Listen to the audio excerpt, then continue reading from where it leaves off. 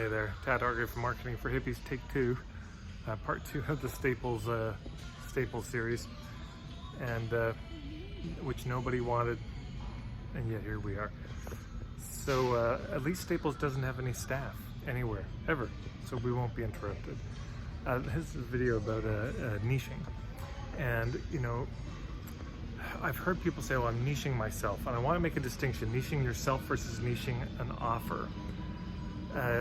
I don't know, niching ourselves feels a little, it's the personal branding thing, which I'm not that big a fan of, this idea of creating a brand or focusing on that.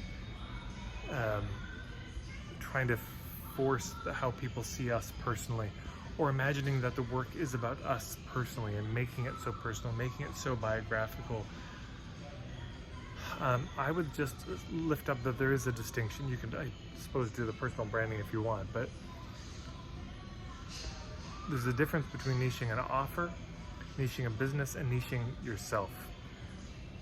And it's good to know the difference, because sometimes what I see happening is people say, oh, I feel so weird promoting myself. And my opinion is that's not ever what we're doing in business, is promoting ourselves. We're never selling ourselves.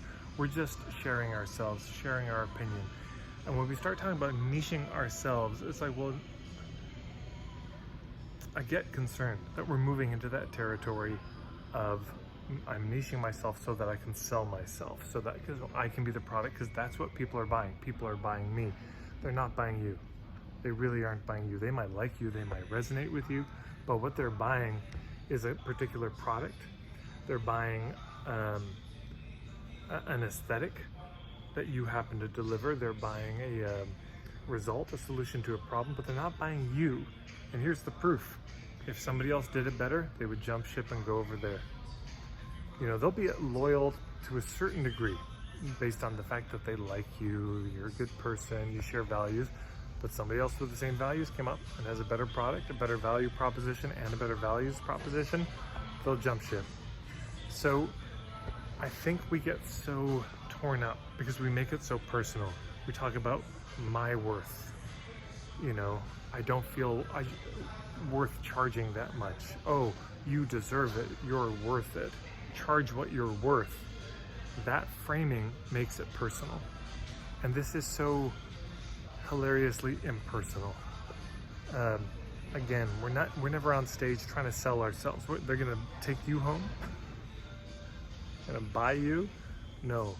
They're saying, I really admire your opinion.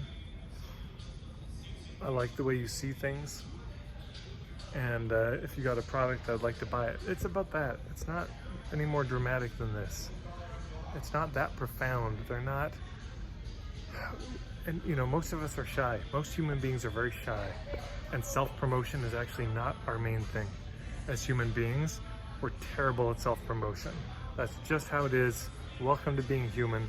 Nobody's good at it, except maybe psychopaths.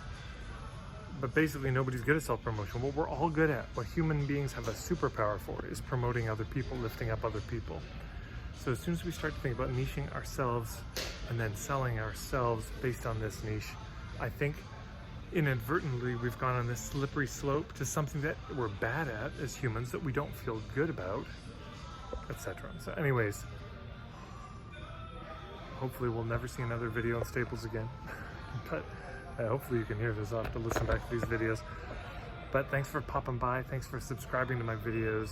And if you like them, please share them up with your friends. You can check me out at marketingforhippies.com or on any of the social medias.